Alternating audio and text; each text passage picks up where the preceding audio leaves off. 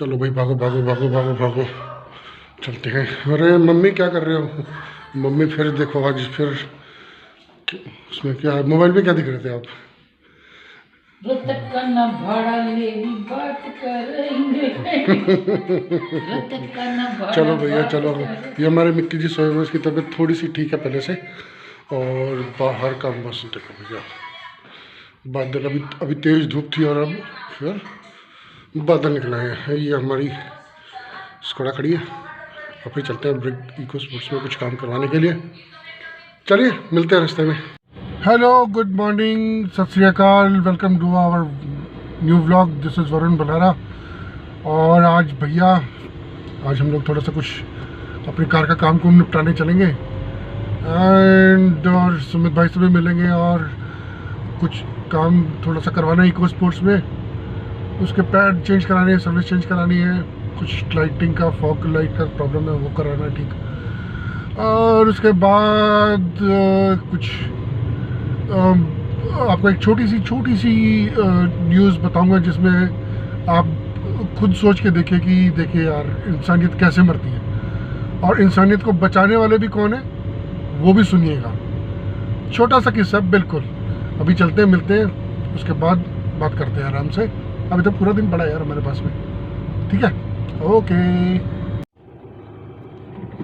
भाई, काम करके हम आ तो चुके हैं घर की तरफ, लेकिन अब एक पंगा हो गया कि मम्मी ने सब्ज़ी लाने को बोला था और सब्ज़ी में लेके नहीं आया, और अब घर जाके होगा बेटा कलेश। आपके भाई को पड़ेंगी ज़बरदस्त गालियाँ, भागना पड़ेगा शाम को सब्ज़ी लेके आने के लिए, और कुछ राशन है वो भी लेके आते हैं। मम्मी को मस्का मारते हैं, जाके देखते हैं कैसे रही, कैसे मानेगी। बिल्कुल तो चिंता हो गई।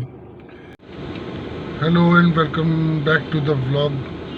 और भैया सब्ज़ी हम लेके नहीं गए थे तो मम्मी ने अल्टीमेटम दे दिया कि शाम को अगर सब्ज़ी नहीं आई तो कुछ खाने को बनेगा नहीं सब्ज़ी में, और हम लोगों को सूखी सब्ज़ी भी नसीब नहीं होने वाली क्योंकि सब्ज़ी घर पे है ही नहीं। अब चलते हैं भैया सब्ज़ी लेने, और इस बार तो माता जी भी साथ में हमारे। अब तो कोई बहाना चलेगा भी नहीं। और मैं आपसे आज कुछ दो बातें करने के लिए बोल रहा था ना, तो मैं घर जाके सारा काम निपटा के फिर आराम से बैठ के आपसे बात करता हूँ। सिर्फ दो मुद्दे मेरे पास में। एक तो जो आजकल हमारे देश में बहुत प्राइम मुद्दा चल रहा है, जो स्पोर्ट्स पर्सन्स के साथ में सेक्सुअल हरासमेंट हो रही है, मैं उस बारे में बात करेंगे। और फिर दूसरा वो इंसानियत वाली बात जो मैंने आपको बोला था, हम वो भी बताऊंगा मैं आप लोगों को। तो चलिए एक बार ज़रा काम निपटाते हैं और फिर मिलते हैं आप लोगों से। Welcome back to the vlog. और मैं जैसे आपको बता रहा था व्लॉग के स्टार्टिंग में कि मैं आपको कुछ ऐसी न्यूज़ या ऐसी बात बताऊंगा जो कि इंसानियत को सच में शर्मसार करती है। मैंने अभी कुछ न्यूज़ पढ़ रहा था जिसमें एक जुमई में एक प्रेग्नेंट लेडी ट्रेन में ट्रैवल कर रही थी और वो जा रही थी किसी डेस्टिनेशन पे, वो मुझे मालूम नहीं है किस डेस्टिनेशन पे जा रही थी, लेकिन इन द मीन टाइम उस लेडी को वहाँ पे ट्रेन में ही लेबर पेन होना शुरू हो जाता है।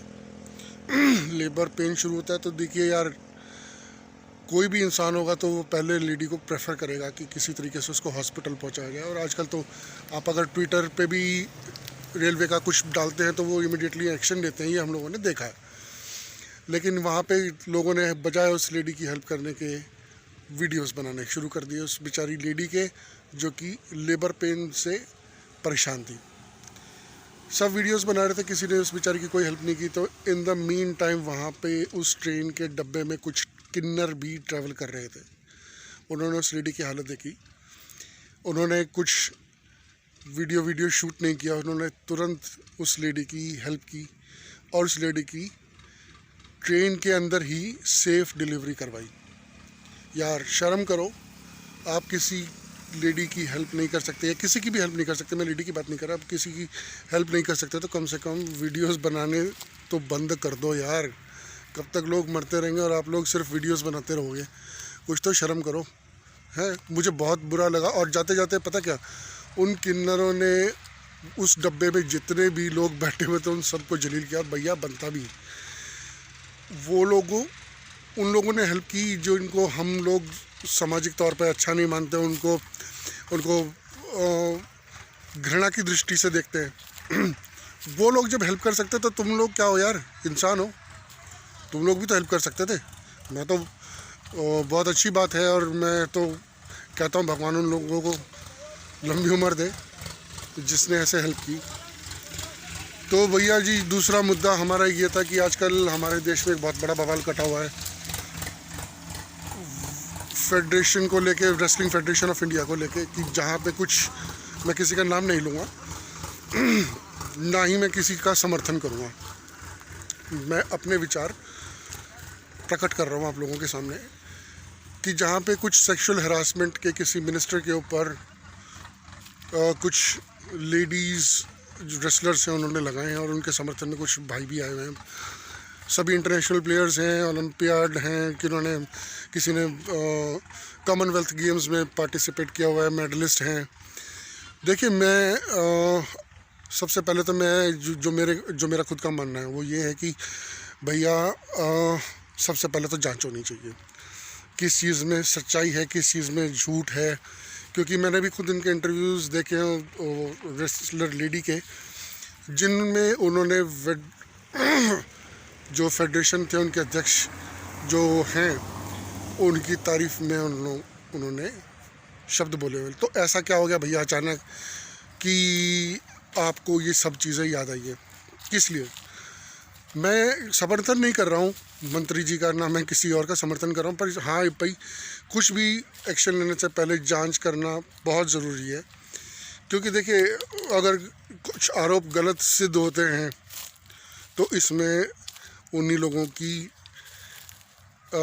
इमेज ख़राब होती है। हमारा क्या है, हम तो व्लॉग बना के डाल देते हैं और अपना जो कुछ बोलना होता है वो बोल देते हैं। तो भैया ये सब छोड़ दो और खेल की तरफ ध्यान दो।